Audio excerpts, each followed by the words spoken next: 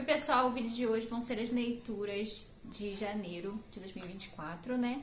Então nós vamos conversar sobre tudo que eu li, né? Eu tive uma ressaca, nos primeiros dias do mês eu não conseguia ler nada, até que a ressaca foi embora e eu comecei a ler. E eu consegui ler 11 livros em janeiro, que é uma grande coisa, não é mesmo? Então assim, eu vim falar com todos com vocês, vou tentar ser dinâmica mencionando sobre eles, a nota vai aparecer na tela pra vocês e a imagem do livro, porque maior parte foram e-books. E o livro que eu tenho físico, ele tá lá no topo da estante, então eu vou ter que subir pra pegar. Vai ser um transtorno que não precisa nesse momento. Então eu vou deixar a imagem, a capa do livro aí pra vocês verem qual é o livro. E vou mencionar o mais dinamicamente possível sobre cada um deles.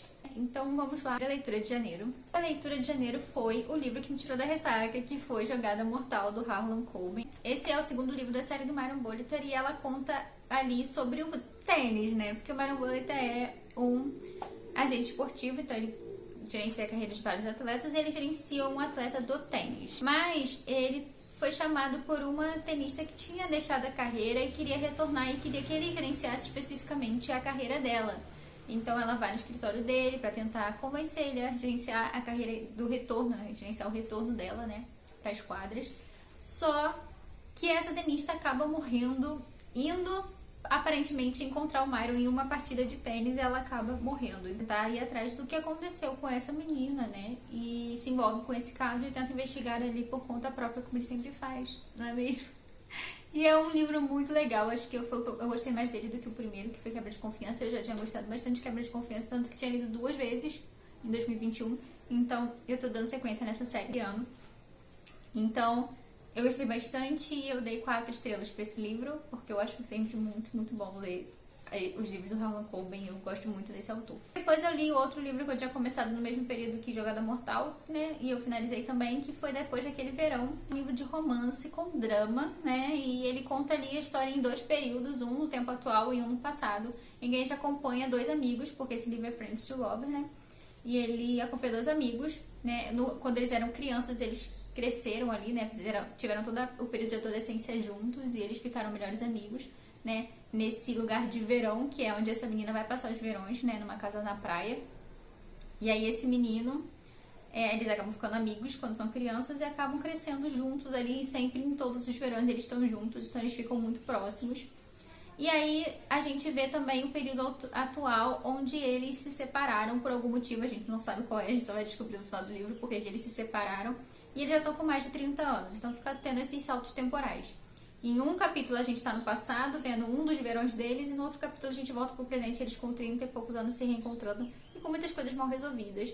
E a gente vai alternando assim, a conclusão e saber o que aconteceu para eles se separarem. Sabe aquele livro que não tinha nada pra mim gostar? Porque, tipo, eu nem gosto de Friends to Lovers, é o meu trope que eu menos gosto. Mas eu amei esse livro, eu amei o clima, ele é melancólico, ele tem um tom melancólico, né? Principalmente na parte do futuro, né, do tempo atual, eles carregam muitas coisas, eles têm muitas coisas mal resolvidas mesmo. E eu gostei demais da escrita do autor, então eu dei 5 estrelas para esse livro, eu amei demais. Eu já tô com o segundo livro no Kindle para ler. Esse livro tá no Kindle Unlimited, e o outro livro da autora também tá no Kindle Unlimited, então eu já tô com o segundo lá dessa autora para ler. Não é sequência, são histórias diferentes, pelo que eu entendi, são histórias, uma não tem ligação com a outra, mas eu já tô com outra para ler, porque eu quero muito ler outro livro dessa autora, eu gostei demais mesmo. Depois eu li A Liga da Lei, que é o 4º livro de Mistborn, ou o primeiro da segunda trilogia, né? Depende de como você quiser considerar. E esse livro eu gostei demais, ele é bem aventura e é com um cast muito bom, porque são meus personagens dessa trilogia. O Wayne e o X são maravilhosos, entendeu? Todos os personagens que aparecem são muito bons. E eu gostei demais do clima meio velho oeste, assim, que me lembra os cenários, assim, na minha cabeça. O filme Bater o Correio de Jack Chan, sabe? Aquela coisa meio ali tudo desértico ali, sabe? Muita terra, entendeu? Trens e essas coisas, sabe? Bem assim que eu imagino o cenário da segunda trilogia de Mistborn, né? Então eu gostei demais desse livro. O livro mais curto, a segunda trilogia de Mistborn são livros curtinhos, de 300 e poucas páginas, 400, então são livros bem dinâmicos, muito mais dinâmicos do que a primeira trilogia. Depois eu li Blindsided, né, que é o livro da Karen Slaughter, o primeiro livro na ordem de publicação, que é como eu estou fazendo a leitura de Karen Slaughter agora, porque esse querido aqui, que é Flor de Partidas, me conquistou, então eu tô lendo tudo na ordem de publicação. E o primeiro livro é Blindsided, que é de uma série que ela lançou antes, né, que foi a primeira coisa que ela lançou foi essa série, que foi Grant County, conta a história da Sarah Linton. A Sarah Linton é uma médica pediatra e faz um bico ali pro condado, né? Porque ali são cidades pequenas e tudo mais. Ela faz um bico como médica legista ali para ajudar o condado, né, no tempo vago. Então a gente acompanha ela nessas investigações primordialmente, né, desses casos em que ela trata como médica legista.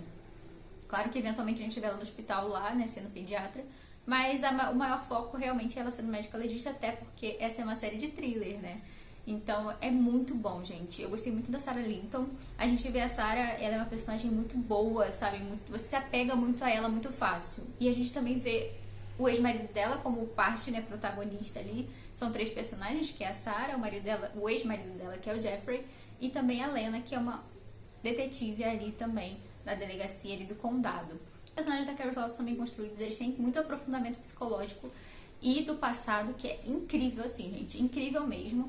Se você não gosta de histórias rasas, gente, vai pra Karen Slaughter, que é sobre isso, entendeu? O caso desse livro é a morte de uma menina que é cega, que por acaso é irmã da Lena. Eu amei toda a ambientação de Grant County, porque eu costumo gostar de histórias de cidade pequena, e é sobre isso, né? Esse livro da Karen Slaughter, essa série, é em Grant County, que é um condado, né? Cidade pequenininha, todo mundo se conhece, e ali começa a acontecer esses crimes bárbaros. Esse crime é muito, assim, bizarro, o que fazem, né, com a menina. E muitas coisas vão acontecer nesse caso. E, por sinal, eu recomendo muito pra você, se você lê inglês, porque esses livros só lançam o primeiro e terceiro em português e são muito raros de achar, né? Lançaram poucas quantidades, então eles são raros. Então, eu recomendo muito se você lê inglês, pra você ler Grant County. E a Sarah Linton é uma personagem do Will Trent, que é uma série que sai aqui no Brasil até hoje. Então, se você acompanha o Trent, você vai ver o passado da Sarah Linton nessa série. É muito interessante. Depois eu li O Misterioso Caso de Styles, que é o primeiro livro publicado da Agatha Christie, e eu gostei demais. Acho que é o meu livro da Agatha Christie favorito, porque ele me deu, sabe, aquela passada de perna, sabe, aquela queda assim que eu tive, que você sabe que você acha que tá sabendo tudo e você chega lá e quebra a cara. Foi isso que eu senti nesse livro da Agatha Christie. Geralmente eles são surpreendentes sim com o final, mas esse eu acho que eu quebrei a cara muito mais. Então assim, eu amei esse livro, gostei muito, muito, recomendo se você quiser ler. E vamos lá para o próximo, Ed La Rue, que eu finalmente desencalhei Ed La Rue. Ed La Rue foi meu livro de 12 livros para 2024, né? E ele foi de janeiro e eu li pra maratona e, gente, foi assim, mais ou menos para mim. Não de um mais ou menos pra ruim, foi um mais ou menos pra bom, tanto que eu dei 4 estrelas pra ele. Ele é um livro que é um pouco lento ali, até mais ou menos ali depois da metade, uns 60%, ele se arrasta um pouco. Ele fala muito filosoficamente sobre algumas coisas, foca em coisas que às vezes podem ser desinteressantes e maçantes, né? Como é a questão de a gente ir pro passado da Ed, e o passado de fato não interfere ali diretamente com o enredo do presente, então fica ali, voltei pra quê, sabe? Pelo menos foi o que eu senti. E eu gosto de livros que alternam tempos, né, como eu falei aí de Depois do Verão. Lucinda Riley faz isso muito bem, mas exatamente, Lucinda Riley faz isso muito bem. De uma forma que o passado vai influenciar diretamente os acontecimentos do presente. Não acontece muito isso de Ed La Rue, sabe? Ed La Rue, às vezes você tá voltando pro passado e aquilo é um pouco irrelevante, só pra ver, assim, a Ed sofrendo ali no passado, sabe? Mas, assim, diretamente afetar o presente não tá afetando, né? Depois lá da metade do livro, que as voltas pro passado começam a fazer mais sentido, porque realmente você tá vendo uma coisa que vai fazer sentido pro presente, que é a relação dela com o Luke, né, que é o espírito que ela fez o pacto. Então, assim, a gente vai ver a relação deles dois, né, porque ele tá presente já no passado dela no começo do livro, mas depois ele fica um pouco sumido, aparece assim, oi, tudo bem, tchau. E aí nessas outras partes, depois da metade, ele começa a aparecer mais nas questões do passado e também no presente. E aí o livro fica mais interessante, na minha opinião, porque o Luke é o personagem mais interessante desse livro, tá? Não é a Ed. A Ed é um personagem muito insosso, sabe? Na minha opinião. Ela tinha tudo pra ser um personagem incrível e era um personagem super, sabe? Indiferente, na minha opinião, tá? Assim, é um personagem sem muito, sabe? Faltava algo na Ed. E aí, depois, eu também tenho um personagem que eu acho mais interessante, que é o menino que vai lembrar da Ed, né? Que ele não vai esquecer dela. Ele é um personagem muito, muito mais interessante. Então, eu gostava de ver as partes dele muito mais do que a parte da Ed. Então, quando voltava pro passado, na história da Ed, eu não queria saber. Eu queria voltar pro menino lá que lembrava dela, porque a história dele é muito interessante. E a do Luke, né? Então depois da metade ali, o livro fica mais interessante e eu achei bem melhor e eu gostei do final. Então eu dei 4 estrelas para esse livro. Ele não é de todo ruim, a escrita é boa, né, da Evelyn Schwab. Ele tem umas frases interessantes que são potes de marcar, apesar de eu não ter marcado nada especificamente, né, dessa leitura. Tem uns potes muito interessantes que sim, são potes de você botar no Twitter, essas coisas, são potes legais, são potes que fazem você refletir, mas eu achei um pouco arrastado, né? Então tem 4 estrelas, mas não é uma leitura ruim. E eu sei que muita gente ama, essa é a minha opinião pessoal, eu sei que tem muita gente que ama e esse livro é o livro favorito. E eu recomendo sim para você ler e você tirar a sua conclusão desse livro. Depois eu li O Vento de Mudança, que é um livro de romance de época, e pelo que eu entendo ele é de uma série, mas ele é um livro único, sabe? Os livros não se interligam, pelo que eu entendi, pelo menos de acordo com a sinopse. Eu acho que eles não interligam, mas não sei, não posso ter certeza, porque eu só li esse primeiro. Ele conta a história da Valinda. Ela é uma jovem, né, que tem o sonho de montar uma escola para ensinar a ler aos ex-escravizados. E essa história se passa em Nova Orleans. Ela vai para dar aula numa escola em Nova Orleans para essas pessoas, que é uma escola do convento, algo do tipo. E aí ela vai lá dar aula e o sonho dela é abrir sua própria escola, né? Esse é o sonho da vida dela. Ela vai com o intuito de ensinar, ela vai meio contra a vontade do pai dela, mas ela cria um noivado lá para poder conseguir fazer isso, já que ela é uma mulher solteira, não poderia na época, né? E esse livro se passa nos Estados Unidos, é um contexto totalmente diferente. E ela é uma protagonista negra.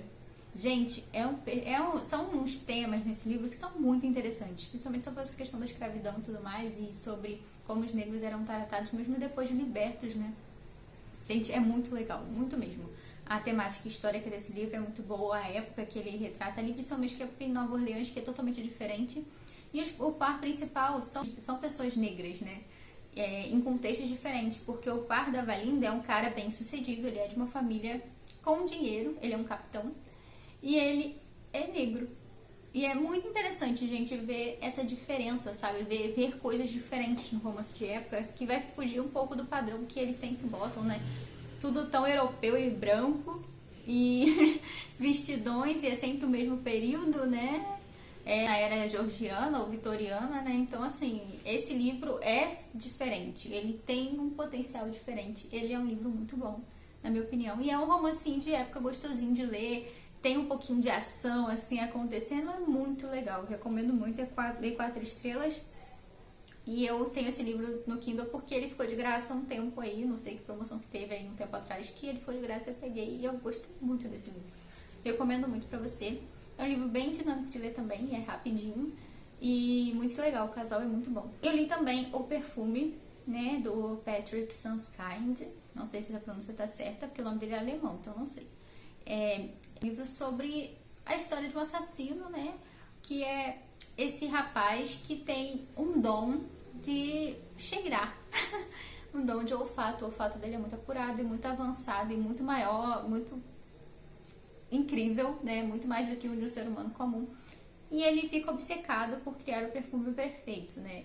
E ele vai, através disso, começar a sua sessão de massacre ali, porque ele sabe que o ser humano tem algumas pessoas específicas no mundo que soltam uma essência de um cheiro muito incrível. Então ele quer esse cheiro para ele, para fazer esse perfume. Então ele começa ali sua sequência de matança, né, através desse livro, mas a gente vê a vida dele inteira. É um romance de formação desde o nascimento dele até a sua morte. Então é um livro que conta bem a parte ali de crescimento do personagem, o que fez ele ser quem ele se tornou lá no final, sabe? É muito interessante, gostei demais e foi 5 estrelas. É um livro muito marcante, assim, ele tem um peso, ele não é um livro leve, sabe? Ele tem uma sensação de livro perturbador, pelo menos pra mim. Em algumas cenas ele é bem perturbador. Mas eu gostei muito do livro, achei incrível. Isso faz parte da experiência do livro, né? A sensação que ele te traz, então foi incrível, 5 estrelas. Depois eu comecei a minha saga lendo Asimov, gente. Comecei a saga lendo Asimov. Eu tinha lido o primeiro livro, há 2018, por aí. E já tinha um tempo, então fiz a releitura, né? Porque eu tinha vontade de reler para poder continuar. E, gente, que história incrível, sensacional. Que história incrível, sensacional. É sobre isso, gente. Eu amei Fundação. Fundação é a base para muitas e muitas histórias que a gente conhece hoje. Tipo, eu acredito que Game of Thrones foi inspirado, porque, tipo, você vê ali, né, de onde tirou muitas coisas, provavelmente, o George Martin, e também Star Wars, gente, porque Star Wars ali, você vê ali o quanto George Lucas tirou pra Star Wars de fundação, gente. Você vê. Tem até um personagem que é o Robert Merlo, que é tipo ali o Han Solo, entendeu? Você vê ali a inspiração que foi o Han Solo, né? De onde o George Lucas tirou a inspiração de Han Solo, que foi o Robert Merlo. Gente, muito legal ler a Fundação, muito legal ver de onde saiu tantas histórias de ficção científica, de onde se criou a ideia de um Império Galáctico, que o Asimov foi o primeiro que inventou isso, né? E eu tava lendo um livro dele de contos, na introdução de um dos livros dele de contos, que é a introdução escrita por ele. Ele fala que o termo robótica, ele foi a primeira pessoa a usar em algo escrito o termo robótica. Então, tipo assim, o Asimov foi revolucionário, gente. O Asimov foi revolucionário, gente. É incrível. Fundação, é incrível. Recomendo, vários plot twists, né? Nesse primeiro livro são escritos em formato de contos, né?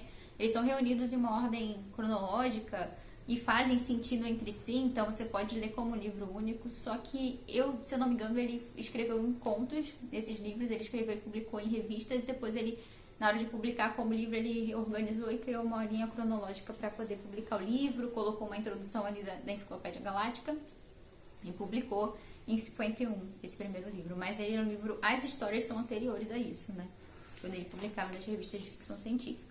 E depois eu li Sem Deixar Rastro, que é o terceiro livro da série do Myron Bolitar, e eu amei esse livro porque ele retoma pro basquete, né? Ele vai pro basquete, que é o esporte que o Myron era jogador antes de ser agente esportivo. Ele teve uma lesão e ele não poderia mais jogar.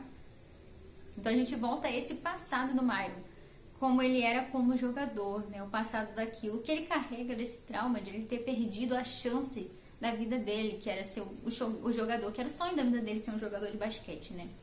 E ele era um jogador muito bom e tinha potencial para ser um dos maiores, e ele não pôde fazer isso por causa dessa lesão. A gente vai retomar isso e vai descobrir o que aconteceu exatamente pro Myron deixar de jogar. E a gente vê o quanto isso dói pra ele, sabe? O quanto isso é difícil pra ele, o quanto ele guardou esse sentimento dentro dele de ter perdido a chance, sabe? É muito bom esse livro. Esse livro eu dei 4,5, foi o meu favorito do Myron Bolitar da série, com certeza, assim. Um dos melhores do Harlan Coben também, que eu amei demais a construção desse livro. A construção das relações do Myron também com a Esperança, com o Ian, sabe? Eu gostei demais mesmo. O caso ali que a gente acontece em que um jogador de basquete desaparece e o time, né, os assessores e tudo mais, pedem pro Myron infiltrar esse time pra fingir que tá retomando a carreira, pra poder ele descobrir o que aconteceu com esse jogador, que era o arqui-inimigo do Myron no basquete. Então, assim, tem toda essa temática e é muito, muito bom. Depois eu li o último livro do mês, que foi Fundação Império, porque eu não conseguiria resistir e não ler Fundação Império, né, que é o segundo livro da trilogia clássica de Fundação. Gente, esse livro é surto atrás de tudo, porque tem umas revelações, tem uma coisa bombástica que acontece ali, lá pra metade, assim, do livro. Gente, incrível, que, tipo, tu fica chocada se você tá acompanhando todo o desenrolar de Fundação. Nós conhecemos finalmente o grande vilão de Fundação, que é o Mulo, e a gente também acompanha a perspectiva do Império nessa treta toda. Então, assim, é um livro muito bom, gente. Esse livro é dinâmico. Como o outro é em contos, esse já é diferente, né? Esse já tem uma linha cronológica mais estável, né? Então, assim, ele é mais fácil de você se apegar aos personagens. Tanto que me apeguei ao Magnífico, que é o palhaço, que era o palhaço, né? Tipo, o bobo da corte do Mulo. Me apeguei demais a esse personagem. Gostei muito dos personagens. Gostei da Baita Darrell, porque ela é genial, entendeu? Uma coisa que eu tava vendo numa resenha desse livro, dos livros da Fundação, é que as pessoas às vezes criticam o Asimov, né? Porque ele não tinha muitas personagens mulheres nos livros. No primeiro, realmente, você não vê protagonismo feminino. Mas nesse segundo você vê, porque Baita Darrell é genial, entendeu? Ela é o papel principal dessa treta toda do Mulo, entendeu? Ela é maravilhosa. E a pessoa fala no coisa, falou assim, não, tem sim mulheres muito importantes, os personagens principais do universo do Asimov são mulheres. Porque tem uma que é a cientista, que é psicóloga de robôs, que aparece em O Robô. Ela é o personagem principal ali do universo do Asimov, é um dos personagens principais e é uma mulher. E a Baita também é um dos personagens principais e é uma mulher. E todas elas são extremamente inteligentes, que os homens ficam muito abaixo delas, assim, em questão de genialidade, de inteligência, entendeu? Então, assim, é muito bom. E sim, eu recomendo muito pra vocês ler Fundação. E nesse momento que eu tô gravando esse vídeo, eu já tô até terminei o terceiro livro, mas não vem ao caso porque isso aí é leitura de fevereiro. Mas é isso, gente. Foram essas leituras de janeiro. Espero que vocês tenham gostado desse vídeo. Me conta aí qual foi sua melhor leitura de janeiro pra eu ficar sabendo, né? Qual foi seu melhor livro. Porque aqui, gente, definitivamente o melhor livro de janeiro é a Fundação. Porque os dois favoritados. O primeiro favorito do ano foi Fundação, gente. Fundação é maravilhoso, é incrível, é sensacional. É muita treta política. Vai ser realmente, se a gente você tá vendo Star Wars, sabe? Aquela questão bem política, sabe? Bem política acontecendo ali. É isso, entendeu? Então, assim, eu gosto muito disso. Muito mesmo. E recomendo muito, se você nunca leu Fundação, leia. São livros curtos. O primeiro livro tá no Kindle Unlimited. E as pessoas falam que Fundação é difícil, mas não é, gente. Não é. Se você ler com atenção, não é difícil. Porque tudo é explicado de uma forma bem tranquila, sabe? Não é nada de bicho de sete cabeças, nem nada assim. É bem tranquilo de ler e muito dinâmico e interessante, com vários plot twists. É muito legal ler Fundação. Recomendo muito pra vocês. É isso, pessoal. Muito obrigada por assistir esse vídeo até o final. Um beijo. Até o próximo vídeo.